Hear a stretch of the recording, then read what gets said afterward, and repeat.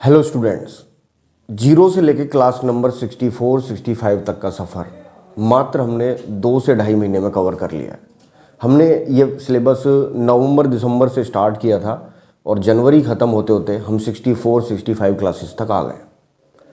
ये सिलेबस है BSc nursing और एमएससी नर्सिंग के अकॉर्डिंग। अगर आप एमएससी नर्सिंग साइकेट्री ब्रांच से कर रहे हैं या बीएससी नर्सिंग थर्ड ईयर में है और आपको साइकेट्री क्लासेस से जुड़ना है, आप इन क्लासेस से जुड़ सकते हैं। एज वेल एज आप नॉर्सेट, ईएसआईसी या किसी भी नर्सिंग के कंपटीशन एग्जाम की तैयारी कर रहे हैं, वो तो बहुत ही स्मॉल पार्ट है, वो तो सारा इसमें कवर है ही। यूनिवर्सिटी एग्जाम में आप बीएससी नर्सिंग और एमएससी नर्सिंग के सिलेबस को पूरा पा सकते हैं हमारी इस प्लेलिस्ट से जुड़कर। आप अगर इस पेड कोर्स से जुड़ना चाहते हैं तो आज ही डिस्क्रिप्शन में जो ऐप का लिंक दिया गया है उसे डाउनलोड करके आप इस पेड कोर्स से जुड़ सकते हैं। कुछ स्टूडेंट पूछते हैं कि सर क्या हमारा यूनिवर्सिटी एग्जाम का पूरा सिलेबस इसमें कवर्ड है साइकेट्री का? तो मैं आपसे ये कहूँगा कि जैसे यूनिट नंबर 5 है इलेक्ट्रोकन्वल्सिव थेरेपी, वो यूनिट अलग हो सकती है। सिलेबस 99% पूरा कवर्ड है, पॉइंट टू पॉइंट कवर्ड है। मतलब मैंने यूनिट नंबर 5 ईसीटी डाली है, लेकिन हो सकता है आपकी यूनिट नंबर 6 ईसीटी हो। मैंने सारे डिसऑर्डर्स, साइकोसिस, neurosis, schizophrenia, mania, depression, delirium, dementia, सब एक ही यूनिट 2 नंबर में रख दिए। यूनिट नंबर 2 में सारे डिसऑर्डर्स हैं, मोर देन 50-40 क्लासेस उसमें हैं। लेकिन हो सकता है आपके सिलेबस में यूनिट नंबर 3 को सिजोफ्रेनिया बोल दिया हो, यूनिट नंबर 4 को मूड डिसऑर्डर बोल दिया हो। तो यूनिट का क्रम अलग हो सकता है, बट कंटेंट, क्वालिटी कंटेंट पूरा सिलेबस वाइज ही आपको बीएससी नर्सिंग और एमएससी नर्सिंग के अकॉर्डिंग ही मिलेगा। लगभग 90% सिलेबस तो हमने कवर कर लिया है। 10% जो सिलेबस बचा है जल्दी ही मैक्सिमम 15-20 डेज में हम इसको कंप्लीट कर लेंगे, क्योंकि ये सिलेबस हमने बहुत तेज़ी से डिज़ाइन किया है। आप देखिए, रिसर्च और स्टैट का जब मैंने कोर्स बनाया था तो उसमें पूरे 2 साल लग गए थे। कोविड से स्टार्ट किया था और 2 साल में, लेकिन जो क्वालिटी कंटेंट तैयार हुआ है वो तो आपके पॉजिटिव रेस्पॉन्स से हमें फीडबैक मिल ही गया है कि जो क्वालिटी कंटेंट रिसर्च में तैयार हुआ है वो कितना ज़बरदस्त है। बिल्कुल उसी की तर्ज पर हम साइकेट्री बना रहे हैं, बट थोड़ा स्पीड से, ताकि जल्दी से जल्दी आपको ये सिलेबस भी प्रोवाइड करवाया जा सके। अगर आप बीएससी नर्सिंग में रिसर्च और स्टैटिस्टिक का कोर्स चाहते हैं, वो भी हमारी उपेंद्र सर लेक्चर ऐप पर अवेलेबल है। अगर आप बीएससी और एमएससी नर्सिंग के सिलेबस के अकॉर्डिंग साइकेट्री का सिलेबस चाहते हैं, वो भी हमारी ऐप पर अवेलेबल है। अगर आप किसी भी कंपटीशन एग्जाम जैसे गवर्नमेंट नर्सिंग एग्जाम या एमएससी नर्सिंग एग्जाम के अकॉर्डिंग रिसर्च, स्टैट, साइकेट्री और साइकोलॉजी का पोर्शन चाहते हैं, वो भी हमारी पेड कोर्स पर अवेलेबल है। जुड़िए उपेंद्र सर लेक्चर से, डिस्क्रिप्शन में लिंक दिया है, जल्दी से उसे डाउनलोड कीजिए और सिलेबस की लिस्ट आप वहाँ से देख सकते हैं। चलिए शुरू करते हैं। ईसीटी यूनिट नंबर 5 बहुत इंपॉर्टेंट होने वाला है। ईसीटी क्या है, ईसीटी क्यों है, ईसीटी किस कंडीशन में लगाते हैं, ईसीटी देने से पहले कौन कौन सी दवाइयाँ प्रेफर करते हैं, आइए बात करते हैं। लेकिन उससे पहले मैं एक बार रिमाइंड करा देता हूँ कि अब तक हम सिलेबस में क्या क्या पढ़ चुके हैं। हमने यूनिट नंबर 1 स्टार्ट की जिसमें थी टर्मिनोलॉजी। पूरी टर्मिनोलॉजी हमने disturbance of memory, thinking, perception, consciousness, ये सब हमने अच्छे से पढ़ा। यूनिट नंबर 2 थी डिसऑर्डर्स। डिसऑर्डर्स में हमने पूरी साइकोसिस पढ़ी, schizophrenia, mania, depression, delirium, dementia पढ़े। फिर हम न्यूरोसिस में गए, न्यूरोसिस में anxiety, phobia, hypochondriasis, OCD, dysthymia and hysteria पढ़े, कन्वर्जन डिसऑर्डर पढ़े, डिसोसिएटिव डिसऑर्डर पढ़े। फिर हम अल्कोहल अब्यूज डिसऑर्डर में गए, जिसे साइकोएक्टिव सब्सटेंस यूज डिसऑर्डर कहते हैं। फिर हमने पढ़े पर्सनैलिटी डिसऑर्डर, हमने पढ़े सेक्सुअल डिसऑर्डर्स और हमने पढ़े बिहेवियरल डिसऑर्डर, जिसमें छोटे बड़े tic disorder, pica, anorexia nervosa, bulimia nervosa, autism, transsexualism etcetera etcetera. हमने सारे डिसऑर्डर्स पढ़े यूनिट नंबर 2 में। यूनिट नंबर 3, जिसे हमने नाम दिया साइकोफार्माकोलॉजी, जिसमें हमने anti psychotic drug, anti depressant drug, anti manic drug, anti anxiolytic drug और एंटी पार्किंसोनियन एजेंट पढ़ा। फिर हम गए यूनिट नंबर 4 साइकोसोशल थेरेपीज, जिसमें हमने अब तक individual therapy, behavioural therapy, group therapy, interpersonal therapy, milieu therapy और अदर्स हम कवर कर चुके हैं। आज है यूनिट नंबर 5 जो है ईसीटी। कुछ फैक्ट्स बड़े ज़बरदस्त हैं, शायद आपको इनके बारे में नहीं पता होगा। रीसेंट चेंजेस हैं, हाल ही में हुए हैं, तो इनकी बात कर लेते हैं। पहला है ethical consideration. Ethical consideration, ethical consideration क्या है कि देखो, वैसे हमने जब इधर डेफिनेशन लिखी है, अभी आप पढ़ना मत, जब मैम ने डेफिनेशन लिखी है तो देखो वैसे लिखा है पेनलेस फॉर्म ऑफ थेरेपी। कहने को तो ईसीटी एक पेनलेस फॉर्म ऑफ थेरेपी है, लेकिन दर्द रहित तो है, पर बहुत सारी कंट्रोवर्सीज का सामना इस प्रोसीजर्स को शुरू से लेके अब तक, जब से इसकी खोज हुई है तब से लेके अब तक इसको सामना करना पड़ा है। क्योंकि कैसे एक इंसान को करंट देकर उसका इलाज किया जा सकता है, ऐसी बहुत सारी संस्थाएं, ऐसी बहुत सारे कंट्रोवर्शियल पोजीशन इसके सामने आए। But due to the highest successful rate in depression, in schizophrenia, ये आज तक कभी बंद नहीं हुआ है, ये लगातार मॉडिफाइड ही होता रहा है। तो ईसीटी, करंट देना और फिर इलाज करने की तकनीक बड़ी अद्भुत है और इन्वेजिव प्रोसीजर भी हम कह सकते हैं, बट ये लगातार मॉडिफाइड होती रही है और बहुत अच्छे रिजल्ट देती रही है। चले, दूसरा फैक्ट है फास्ट रेस्पॉन्सिव ट्रीटमेंट। मेरे क्या मतलब है इस चीज से कहने का, फास्ट रेस्पॉन्सिव ट्रीटमेंट। ईसीटी वैसे तो सीवियर डिप्रेशन का इलाज है, बट हम ऐसी कई कंडीशंस में ईसीटी यूज करते हैं जब हमें क्लाइंट से फास्ट रेस्पॉन्स लेना हो, यानी जब हमें ट्रीटमेंट का रेस्पॉन्स फास्टली रिसीव करना हो, तब हम पेशेंट को यूज कर सकते हैं। जैसे एग्जांपल दूं मैं आपको, सुसाइडल पेशेंट, तो एक्टिवली सुसाइड पेशेंट है, एक्टिवली सुसाइड पेशेंट है, क्या हम वेट करेंगे? क्या हम वेट करेंगे कि दवाइयाँ असर करेंगी, 3-4 हफ्ते में दवाइयाँ खाएंगे, अगर उसने दोबारा सुसाइड अटेम्प्ट कर लिया तो यानी सुसाइडल केसेस में या कैटाटोनिक सीजोफ्रेनिया के केसेस में जब हमें फास्ट रेस्पॉन्सिव ट्रीटमेंट चाहिए होता है, तब हम ईसीटी का यूज कर सकते हैं। अब आ जाते हैं 3 अलग अलग टॉपिक हैं, बहुत अच्छी बात मैं बताने जा रहा हूं। हाल ही में नेशनल मेंटल हेल्थ एक्ट जो 1987 में आया था, उसे रिवाइज किया गया था। It was just amendment in 2017। ये 2017 में अभी हाल ही में इसमें कुछ बदलाव किए गए और इसका नाम भी बदल दिया है। नेशनल मेंटल हेल्थ एक्ट को अब कर दिया गया है national mental health care act. उसमें कुछ पॉइंट इसी से रिलेटेड भी आए हैं। कुछ पॉइंट है जिनमें पहला है no ECT for minors. Minors मतलब होता है 18 साल से छोटे बच्चे। ईसीटी को अब 18 साल से छोटे बच्चों को नहीं लगा सकते। अब नहीं लगा सकते का मतलब नहीं लगा सकते ऐसा नहीं है। नहीं लगा सकते का मतलब मेंटल हेल्थ रेगुलेशन बोर्ड, एक बोर्ड है मेंटल हेल्थ रेगुलेशन बोर्ड की, विदाउट परमिशन वो पहले डिसाइड करेंगे क्या कंडीशन है अगर बच्चा 18 साल से छोटा है तो। जब तक वो परमिशन नहीं है तब तक आप नो ईसीटी फॉर माइनर्स, 18 साल से छोटे बच्चों को हम ईसीटी अब without mental health regulation board की परमिशन के नहीं लगा सकते। नेक्स्ट है no ECT for violence as emergency. अब आप बोलोगे कि सर अभी तो आपने बोला कि फास्ट रेस्पॉन्सिव ट्रीटमेंट लेना हो तो उसमें तो वायलेंस भी आता है इमरजेंसी में।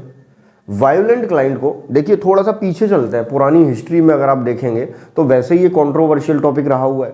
पहले जो पेशेंट वायलेंट हो जाते थे, मारपीट करते थे, अग्रेसिव हो जाते थे, उनको पकड़ के बांध के कई बार ईसीटी की हिस्ट्री आपको पुरानी मिलेगी। लेकिन अब अगर कोई पेशेंट वायलेंस होकर एकदम से ओपीडी में या इमरजेंसी में आया है, बहुत ज़्यादा एक्सेसिव इम्पल्स उस पर आई हुई है गुस्से की, तो हम अब उसे डायरेक्ट ईसीटी नहीं लगा सकते। It would be considered as a punishment. मतलब एक तरीके से अगर हम करंट लगा रहे हैं और उसे शांत कर रहे हैं, उसे रिलैक्स कर रहे हैं, तो एक तरीके से ये तो पनिशमेंट हो गया ना इंसान के लिए, इनह्यूमन ट्रीटमेंट हो गया ना। इनह्यूमन ट्रीटमेंट अब हम नहीं दे सकते। यानी अगर कोई क्लाइंट डायरेक्टली वायलेंट होके आया है और एज ए इमरजेंसी हम उसे ले रहे हैं, तो एज ए इमरजेंसी हम उसे करंट लगाकर ईसीटी नहीं दे सकते। हम ईसीटी तो लगाएंगे but in a other way. कैसे लगाएंगे फिर ऐसे केसेस में? वायलेंट क्लाइंट को पहले हमें एडमिट करना होगा, उसकी मेडिसिन चलानी होगी, उसकी अदर थेरेपी चलानी होगी, और जब उसके सिम्टम शांत हो जाएंगे तब फिर हम फ्यूचर एस्पेक्ट के लिए ईसीटी उस पर यूज कर सकते हैं। But as a emergency violent में हम ईसीटी अब नहीं लगा सकते। तो ये 2 नई बातें बताई मैंने आपको। तीसरी है no ECT without muscle relaxant. आपको पता होगा कि इसमें मसल रिलैक्सेंट का यूज किया जाता है, एग्जाम्पल सक्सिनाइल कोलिन। तो अनेस्थेसिया का भी यूज किया जाता है, मसल रिलैक्सेंट का भी यूज किया जाता है, लेकिन अनेस्थेसिया की अवेलेबिलिटी हर जगह कई बार नहीं हो पाती। But national mental health care act जो नया वाला आया है उसके अकॉर्डिंग मसल रिलैक्सेंट के बिना अब ईसीटी नहीं लग सकती। तो no ECT without muscle relaxant. आगे बढ़ते हैं, कई तरह की ईसीटी इस टॉपिक में हम डिस्कस करेंगे आगे। जो आपके लिए हो सकता है नहीं हो, क्योंकि आपने हो सकता है डायरेक्ट और मॉडिफाइड दो ही ईसीटी सुनी हो। डायरेक्ट ईसीटी जो पहले चला करती थी, फिर उसमें कुछ चीज़ें ऐड कर दी, उसे बोल दिया मॉडिफाइड ईसीटी। फिर उसमें आजकल मॉनिटर्ड ईसीटी चलती है, जिसमें हम ईसीजी वगैरह साथ में और ईईजी साथ में लगाते हैं, उसे मॉनिटर ईसीटी बोल देते हैं। आजकल साइन वेव ईसीटी चलती है, तो साइन वेव ईसीटी की फ्रीक्वेंसी के बारे में भी डिस्कस करेंगे। तो ये कुछ टाइप है जो हम अंदर टॉपिक के डिस्कस करने वाले हैं। आपने ये दो तो सुन ही रखे होंगे, डायरेक्ट ईसीटी और इनडायरेक्ट ईसीटी, जिसे मॉडिफाइड बोलते हैं। मॉनिटर्ड ईसीटी भी हम इंक्लूड करेंगे, साइन वेव ईसीटी भी हम इंक्लूड करेंगे। तो ये थे कुछ फैक्ट्स, मैं एक बार रिवाइज करा देता हूँ। एथिकल कंसिडरेशन बड़ा मुश्किल होता है इसके लिए मिलना, और फास्ट रेस्पॉन्सिव ट्रीटमेंट के लिए हमें यूज़ करना होता है, तो एक्टिवली सुसाइड के लिए हम यूज़ कर सकते हैं। No ECT for minors less than 18 years without any permission. हम कर तो सकते हैं, बट विदाउट एनी परमिशन हम नहीं कर सकते। As a emergency violent client के लिए नहीं कर सकते, मसल रिलैक्सेंट नहीं है तो नहीं कर सकते। और ये कुछ टाइप है, डायरेक्ट, मॉडिफाइड, साइन वेव और मॉनिटर्ड। काफ़ी एडवांस ईसीटी अब हो चुकी है, लाइक साइन वेव ईसीटी और मॉनिटर्ड ईसीटी, जिससे जो मोर्टेलिटी रेट है, क्या सर ईसीटी की वजह से मोर्टेलिटी रेट भी होती है क्या, पेशेंट को डेथ होने का भी रिस्क होता है? जी हाँ, इसकी भी बात करेंगे वही एथिकल कंसिडरेशन में टॉपिक के अंदर, कि क्या what is the average mortality rate of ECT. तो चलिए शुरू करते हैं definition of ECT. Definition start करते हैं, पेनलेस फॉर्म ऑफ थेरेपी। देखिए ये सिर्फ डेफिनेशन नहीं है, ये पूरी ईसीटी है। टॉपिक समझाते समय ये जो डेफिनेशन है, ये जिसने समझ ली उसके पूरी ईसीटी समझ में आ गई। क्यों बोल रहा हूं मैं ऐसा?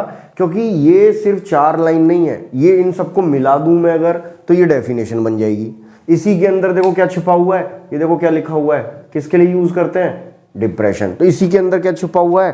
क्या छुपा हुआ है इसके अंदर? इंडिकेशन। इंडिकेशन जो अंदर टॉपिक आएगा वो देखो, ये इंडिकेशन हो गया, ये इंडिकेशन हो गया, ठीक है। अगर कितने इलेक्ट्रोड प्लेस करते हैं वो हो गया, कहां पर प्लेस करते हैं इलेक्ट्रोड वो हो गया, कौन कौन सी दवाइयां यूज करते हैं, देखो ये लिखा हुआ है, एनेस्थेसिया यूज करते हैं और मसल रिलैक्सेंट यूज करते हैं, ये हो गया, ठीक है। और इसके अलावा करंट कितनी देर के लिए देते हैं वो हो गया। इसके अलावा कौन से सीजर्स प्रोड्यूस होते हैं, कौन से सीजर्स प्रोड्यूस होते हैं वो हो गया। और इन सबको अगर मिला दूं मैं तो बन जाएगी हमारी डेफिनेशन। तो कहने का मतलब ये 4-5 लाइन जो मैंने लिखी हैं, इसको थोड़ा सीरियसली लेते हैं, क्योंकि ये पूरा प्रोसीजर ही है एक तरीके से। फिर एक एक लाइन का डिस्कशन अलग अलग हेडिंग में आएगा, शुरू से लेकर एंड तक।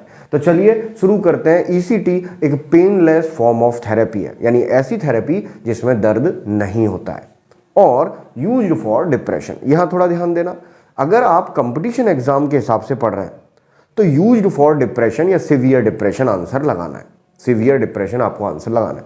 पर अगर आप बुक खोल के देखेंगे तो थ्योरेटिकली बुक में तो हर चीज लिखी होती है ना, कि और किस किस चीज में दे सकते हैं। तो अगर आप कंपटीशन के हिसाब से पढ़ रहे हैं तो मैंने इसलिए नहीं लिखा है सिजोफ्रेनिया, क्योंकि आपको एग्जाम लगाना में आंसर क्या लगाना है कि ईसीटी किसका इलाज है? ईसीटी है सीवियर डिप्रेशन का इलाज। मैं तीसरी बार फिर बोल रहा हूं ताकि आप इस बात को सही से समझ लें कि ईसीटी इंडिकेशन है, बेस्ट इंडिकेशन है सीवियर डिप्रेशन।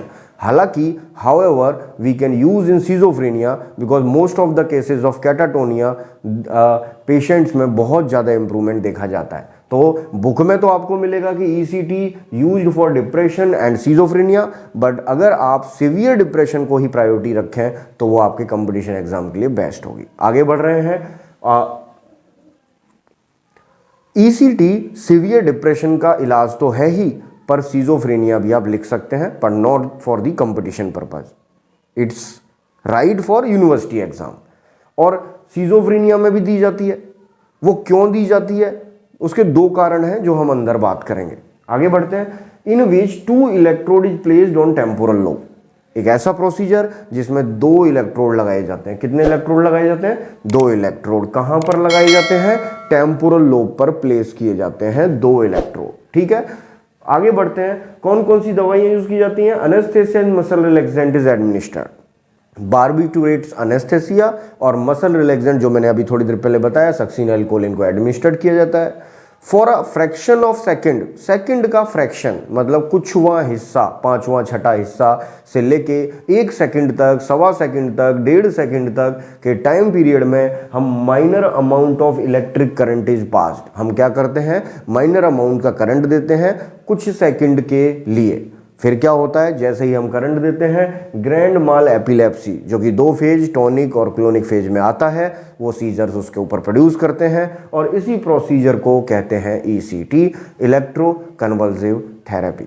पुराने एग्जाम्स जब नर्सिंग के हुआ करते थे तो ECT की फुल फॉर्म भी आया करती थी, electro convulsive treatment, electro convulsive therapy वगैरह वगैरह। तो सही नाम है इलेक्ट्रो कन्वल्सिव थेरेपी। एक बार दोबारा से, लास्ट बार, एक ऐसा पेनलेस फॉर्म ऑफ थेरेपी जो यूज किया जाता है सीवियर डिप्रेशन वाले क्लाइंट पे। इस थेरेपी के अंदर 2 इलेक्ट्रोड टेम्पोरल लोब पर प्लेस करते हैं। इलेक्ट्रोड प्लेस करने के दौरान हम बार्बिट्यूरेट एनेस्थेसिया और मसल रिलैक्सेंट का यूज करते हैं। माइनर अमाउंट का करंट पास करते हैं 1 सेकंड के कुछवें हिस्से के लिए, और जैसे ही हम करंट पास करते हैं उस पर ग्रैंड माल एपिलेप्सी या सीजर्स प्रोड्यूस हो जाते हैं। सीजर्स 2 स्टेजेस में आते हैं, टॉनिक फेज और क्लोनिक फेज। इस पूरे प्रोसीजर्स को कहते हैं ECT, इलेक्ट्रो कन्वल्सिव थेरेपी, जो कि ECT बनने से पहले कई नामों से गुजरी है। आइए बात करते हैं हिस्ट्री की ओर, चलते हैं हिस्ट्री। एक और बात, ECT एक ऐसा टॉपिक है जिसकी हर हेडिंग एक क्वेश्चन है, मतलब कंपटीशन एग्जाम के हिसाब से ECT की हर हेडिंग को क्वेश्चन है। बाकी यूनिवर्सिटी एग्जाम में तो पूरा एक शॉर्ट नोट या बड़ा क्वेश्चन ECT पे आता ही है। तो चलिए बढ़ते हैं, हिस्ट्री ऑफ ECT। ये था इंट्रोडक्शन एंड डेफिनेशन। आप वीडियो को यहाँ पॉज करें और नोट्स बनाइए, हम बढ़ते हैं आगे।